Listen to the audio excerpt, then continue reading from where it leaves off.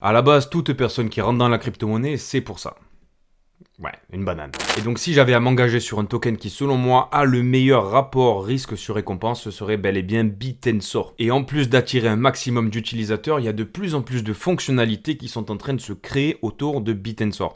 On regarde ça tout de suite, c'est parti, c'est parti. Je vais pas te représenter l'écosystème de Bit&Sor parce que si tu regardes cette vidéo, je pense que tu vois de quoi je parle. Mais si ça t'intéresse que tu es débutant, je t'invite à aller sur ma chaîne et regarder les vidéos que j'ai fait il y a de ça maintenant un an où je t'explique le fondamental, comment est-ce que ça fonctionne, quels sont les enjeux et quelle est la vision de la fondation Bit&Sor. Ceci étant dit, parlons des subnets. On en a présenté plein sur la chaîne, il y en a vraiment qui sont extrêmement exotiques, j'ai envie de te dire. On a du téléphone rose, on a des paris sportifs, on a aussi de l'inférence pour l'intelligence artificielle. Enfin, on a vraiment plein de choses. Et tous les mois, on augmente le nombre de subnets. Quand on parle de subnets, on parle d'une nouvelle entreprise finalement qui vient se servir de l'intelligence artificielle qui est mise à disposition par Bit&Sor, un petit peu comme ChatGPT avec le Web 2 finalement. Et au moment où je te parle, on a dépassé les 100 subnets sur Bit&Sor. Actuellement, on est à 105 subnets. On a une adoption qui est complètement massive avec un maximum d'utilisateurs et un maximum de développeurs qui viennent développer dans l'intelligence artificielle pour Bit&Sor. Et actuellement, du coup, on est à peu près à 15 nouveaux subnets qui sont créés chaque mois. C'est complètement fou. Et à ce rythme-là, si tu fais un petit calcul à la mano, tu vas te rendre compte qu'en 2030, ça nous donnerait 2000 subnets sur Bit&Sor.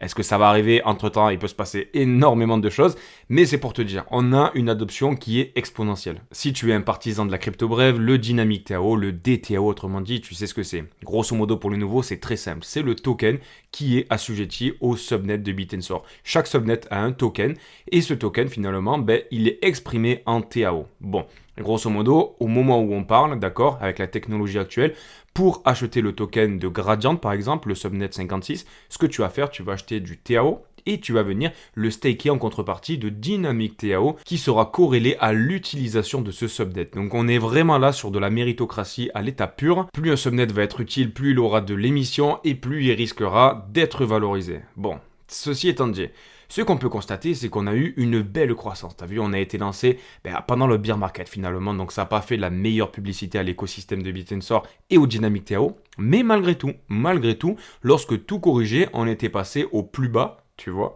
sur le market cap de tous les subnets réunis, à 1,12 TAO, donc c'était le price finalement moyen, et on a atteint les 2,32. Donc sur la globalité des subnets, si tu avais mis une cacahuète dans chaque subnet qui existe, dans les 80 ou 100 à l'époque, je sais plus combien il y en avait, eh bien ça t'aurait fait 1 x 2, en plein bear market. C'est quand même joli. Et donc depuis la création de Bit&Sor, on a eu énormément d'évolutions. Si tu as suivi, tu sais que maintenant, pour créer un subnet, ça coûte beaucoup moins d'argent qu'à l'époque. Fin 2023, début 2024, on parlait de plusieurs millions de dollars pour pouvoir s'inscrire sur le réseau de Bit&Sor et pouvoir se servir de son intelligence artificielle. Actuellement, ils ont fait des merveilles d'un point de vue de la tech.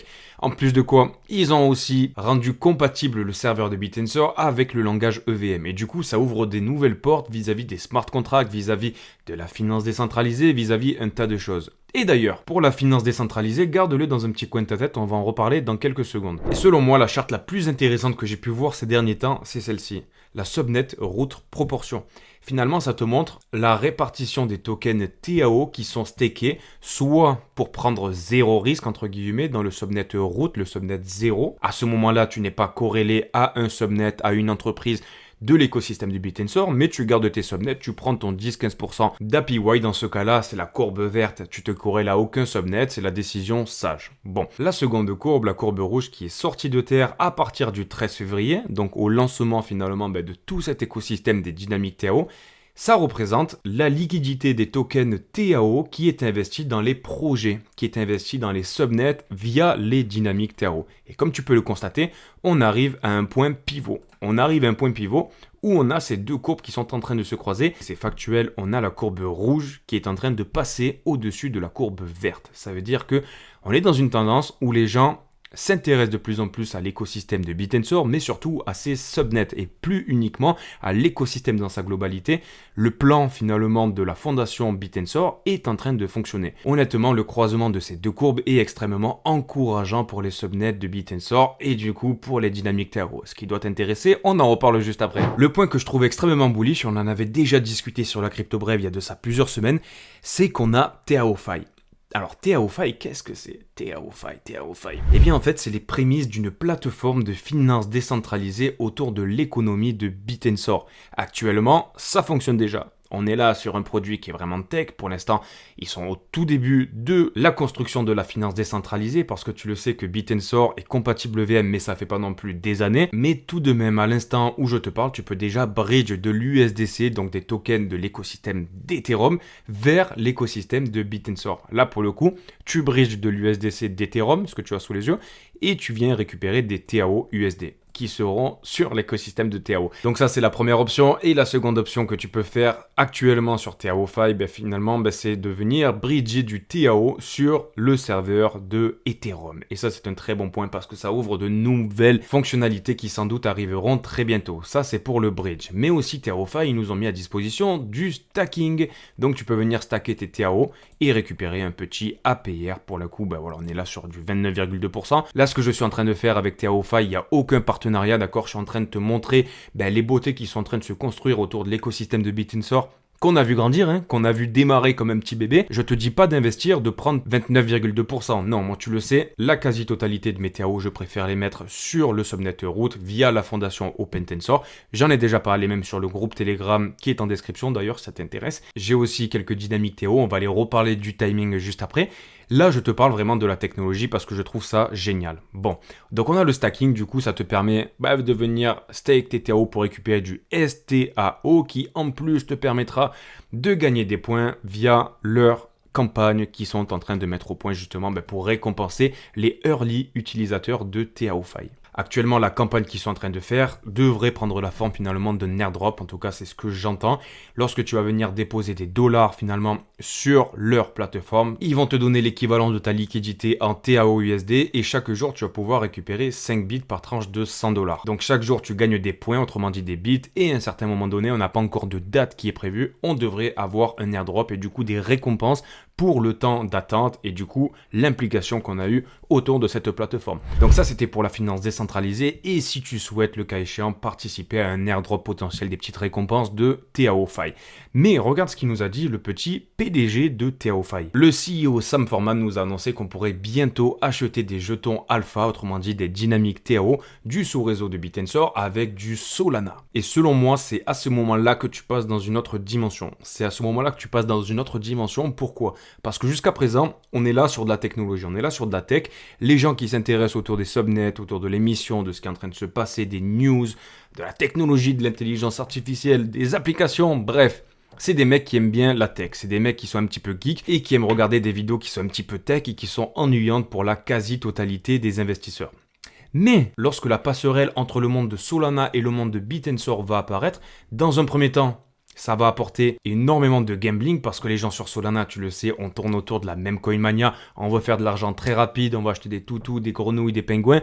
Là, ça pourrait potentiellement se calquer sur les dynamiques TAO, apporter de la liquidité et forcément valoriser les dynamiques TAO, mais aussi dans un second temps, ça va apporter énormément d'accessibilité parce que jusqu'à présent, il fallait que tu achètes des TAO, donc déjà, il fallait que tu crois dans l'écosystème de Bitensor pour pouvoir acheter des DTAO. Enfin bref, là, le fait de pouvoir directement passer du Solana vers les dynamiques TAO, ça enlève un irritant majeur et forcément ça va dans le bon sens. Donc tu vois déjà que l'écosystème de Bitensor, je l'aimais beaucoup, mais alors avec ce qu'ils sont en train de nous créer d'un point de vue technologique, j'apprécie encore de plus en plus. Concernant les investissements, moi, tu le sais, j'avais acheté à la sortie des dynamiques TAO, on avait très peu de liquidité, mais j'avais quand même réussi à acheter quelques Sturdy, je sais pas si tu te rappelles. Sturdy chute 19 et j'avais pris un peu de gradient si je dis pas de bêtises. Suite à quoi, lorsque ça avait commencé à corriger, à se calmer un petit peu, on en avait racheté dans cette zone là, dans cette espèce de bol finalement. Et moi, j'ai commencé à sortir lorsqu'on a commencé à atteindre approximativement. Mon point de repère, c'était sur chute. On avait à peu près 0,29 ou 0,30 TAO par token chute. À ce moment-là, j'avais commencé à tout sortir dans la globalité parce que j'avais fait une belle petite performance et je voulais rentrer un petit peu plus bas. Actuellement, voilà, on a fait une petite correction. Là, c'est compliqué d'avoir de belles petites analyses, mais on est encore qu'au début, donc faut pas trop se plaindre, tu vois. Mais sur le subnet total price, la charte que tu as sous tes yeux là, tu peux constater, tu peux deviner un espèce de canal descendant, tu vois, avec une jambe haussière qui t'amène dans celui-ci. Et ce genre de figure, en général, c'est extrêmement bullish. C'est extrêmement bullish et t'es censé retrouver la jambe haussière qui t'a amené dans ce canal baissier, tu es censé la retrouver en sortie. Moi, pour me repositionner, je vais être un petit peu tatillon. Ça, je te l'avais déjà partagé il y a de ça 1 ou 2 semaines.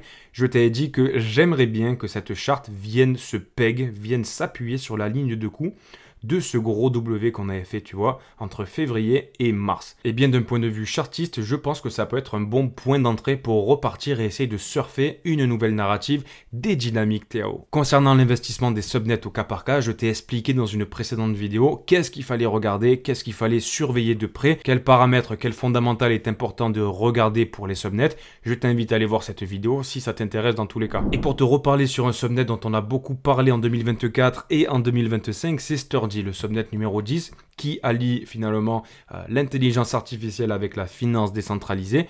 Ce protocole, il a un token de gouvernance qui est STRDY. Je me rappelle très très bien lorsque je t'en avais parlé, c'était dans cette zone-là, tu vois, aux alentours des 0,65. Après quoi, on a eu le bull run qui a commencé à exploser. On est monté aux alentours des 3,87 $. Et tu le sais, hein, même si tu adores la fondamentale, tu adores la tech, tu adores la team, peu importe, lorsque sur des petits tokens, actuellement, on a 18 millions de market cap, donc c'est ridicule, tu fais des x2, tu fais des x3, tu récupères direct ta mise. Et j'ai même envie de te dire, casse-toi quoi. Casse-toi, prends tes bénéfices, sors de ce marché de zinzin, tu es une anomalie, tu as gagné de l'argent, donc profite-en. En plus, le marché, il est plus comme avant, on en parle beaucoup sur la crypto brève, là, dans le quotidien. Le marché, il fait en sorte de tout te récupérer. Tout ce que tu as pu gagner, il te le reprend maintenant. Toujours est-il qu'actuellement, voilà, pour ceux qui ont hold leur Sturdy, on est en train de voir des courbes qui sont plutôt pas mal. On est en train de sortir petit à petit de notre triangle de compression qu'on tire derrière nous depuis maintenant novembre 2024. En plus de quoi, on a fait un beau W, une belle structure, tu vois, en daily là, boum, avec un RSI qui est plutôt pas mal, tu vois, plutôt convergent. On aime bien voir des W comme ça dans la crypto-monnaie. Donc, ça ne m'étonnerait pas si on commence à réavoir de l'engouement autour de l'écosystème de Bit&Sword, que des tokens qui sont corrélés à des projets qui apportent de la valeur, en plus de quoi ils sont suivis par Pantera Capital, Y Combinator, ils font des super choses. Et d'ailleurs, ce que je t'ai dit avec TAOFi, le bridge avec Solana, tu vois, ils viennent s'appuyer grandement de la tech de Sturdy. Et d'ailleurs, c'est même le CEO de TAOFi qui l'a notifié. Regarde dans son post où il parle justement de Solana, il y a une personne qui lui a posé la question. Yo, does this use the 10, donc le subnet numéro 10, Sturdy? Et il a dit, oui, le subnet numéro 10 joue un rôle très important. Donc d'un point de vue de la fondamentale, d'un point de vue de la tech, Sturdy, moi je trouve ça génial et je change pas mon fusil d'épaule, je ne retourne pas ma veste. Mais c'est vrai que d'un point de vue de la communication qui est extrêmement importante avec le marketing dans le monde de la crypto-monnaie, ils sont pas au top. C'est vraiment des techos et ça se sent mine de rien. On espère que voilà, d'ici les semaines qui vont arriver, ils vont mettre les bouchées doubles là-dessus parce qu'ils font des super choses, mais on n'en est pas trop au courant quoi. C'est un peu comme l'ingénieur qui fait des super calculs dans son coin, mais que personne ne sait qu'il travaille bien. Au final, il va rester à son poste toute sa vie quoi. Il va jamais évoluer. C'est un peu la même chose avec Sturdy. Ensuite, le second token de gouvernance dont on avait parlé il y a de ça quelques mois, c'était Massa. Tu sais, du projet Massa qui est aussi un subnet de Bit&Sword et le token là aussi a énormément corrigé. On est descendu aux alentours des 0,013 $. On a fait quand même un x2 depuis le plus bas du 9 avril lié au tarif douanier de Donald Trump. Mais ce que j'aimerais vous mettre en évidence, c'est qu'on a du vesting. On a des tokens qui sont libérés petit à petit, tu vois. Et par exemple, à titre indicatif, la prochaine libération, on a 1,82% de l'offre totale qui va être libérée. Donc pour les investisseurs early de Massa, mais aussi pour la team. Et donc c'est pas impossible qu'ils prennent des bénéfices, d'autant plus sur des tokens où tu as des faibles market cap. Ça peut être un petit peu complicado. Donc voilà, à suivre de près. Ça veut pas dire que ça va crash, j'ai pas dit ça, mais il faut quand même le garder à l'esprit, les amis. Bon, ici on fait un petit point sur Bit&Sword. Ce que tu peux constater, c'est qu'actuellement on est aux alentours des 450 $ et ça va très vite. Peut-être que tu regarderas cette vidéo dans quelques jours, on sera au-dessus des 600 $. Bon, ça sera toujours une bonne chose, j'ai envie de te dire. Mais l'histoire est en train de se répéter. On avait une correction massive depuis le plus haut, depuis l'ATH de Bit&Sword. On était aux alentours de 750 au plus haut sur Bit&Sword, tout en sachant que sur Binance, on a dépassé les 1000 $. On a fait une espèce de biseau dramatique, là, tu vois, boum, jusqu'en juillet 2024. Et lorsqu'on est sorti, ça a mis un petit peu de temps, mais suite à quoi on a eu un pump, et TAO, le token de Bit&Sword, est repassé direction les 700 $. On a eu le même type de canal, tu vois, qu'on a pété vers le haut. Et en général, tu le sais, la jambe haussière qui t'a amené dans ce canal, tu es censé la retrouver en sortie. Et c'est ce qu'on avait eu, tu vois, par le passé, où cette jambe haussière là, boum, elle avait été répercuté en sortie. Vraiment au poil, pour la dire poliment, au poil des aisselles quoi, au poil des aisselles. Finalement, si on a la même répercussion sur le canal qu'on est en train de péter, ça pourrait te donner une première cible dans un premier temps aux alentours des 770. Pourquoi pas briser notre ancien ATH. Je t'ai déjà parlé de mes targets sur Bit&Sor, mais de plus en plus, comme je te l'ai dit hier, je pense qu'il faut être extrêmement agressif sur ces prises de bénéfices pendant ce bull run parce qu'il est complètement différent sur la narrative, sur la vision qu'ont les baleines et les gros investisseurs. On est de plus en plus professionnel et finalement atteindre une target sur un token, c'est peut-être pas la meilleure chose. Je pense qu'il faut plus la jouer de manière temporelle. Bon, je vais pas trop rentrer dans le détail. Je t'invite à suivre mes vidéos de façon au quotidien, on en parle régulièrement. On aime bien décortiquer les tokens, le marché, le Bitcoin, voir ce qui se passe dans l'économie de la crypto-monnaie. Bon et bien sûr j'espère que cette vidéo t'a plu. N'hésite pas à me mettre un petit like, un petit commentaire et à t'abonner si tu ne l'es pas déjà. On se retrouve demain à 5h du matin parce qu'on est là tous les jours mon cher ami. Prends soin de toi, bisous, ciao ciao.